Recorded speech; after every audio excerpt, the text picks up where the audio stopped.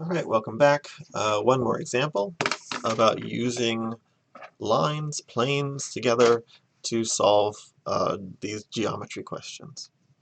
So in this question, we're going to ask, let's find the distance between the point 1, 0, -1 and the plane 2x plus 3y minus 5z plus 10 equals 0. And right, we notice this is a plane because it's not a vector function. Instead, it's an equation that looks like ax plus by plus cz equals d. So normally this would be on the other side, but that's of this standard form. So how are we going to set this up? We have our plane, we have our point. What's the distance from the point to the plane? Well, the best way to get this distance to the plane would be along the line that is perpendicular to the plane. Right? So from this point, the closest point of the plane is the one that's perpendicular to the plane. So we want to choose this. So our strategy is going to say, here's our point. If we know we know the normal vector to the plane, find the line that goes through the point that's parallel to this normal vector, and then figure out where that point, where that line goes through the plane, and then we can find the distance between those 2 points. That's our strategy. So let's do it. So what's the normal vector to the plane? So we read off the normal vectors of the plane by these coefficients. 2, 3, -5. And so that's the normal vector to the plane. We need the line that goes through this point along this vector. Right? So to do that, we create the line is going to be a vector function. It has the point 1, comma 0, comma -1, and then it goes with direction 2, 3, -5. And so we write those as the coefficients of our line. All right, of the t's in our line. So now, copy. So now, where does this hit the plane? So to hit the plane, let's see if I can paste it again.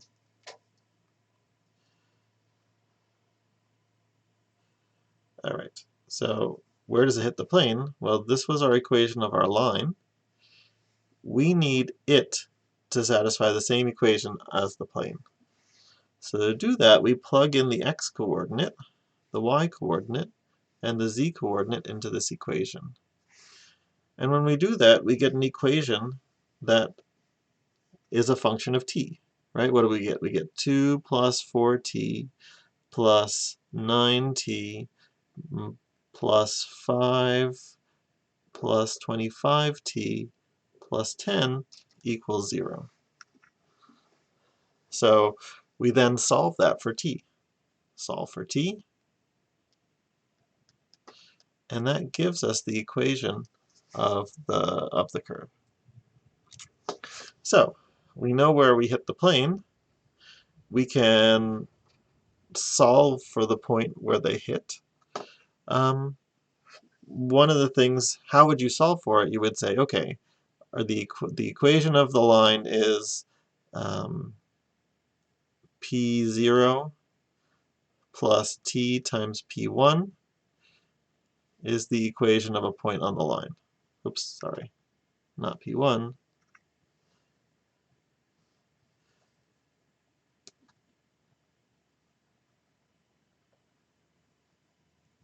So the equation of our line looks like this. It looks like point on the curve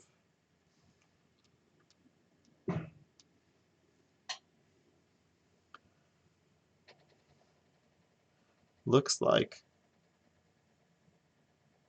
r of t is equal to p0 plus p1, sorry,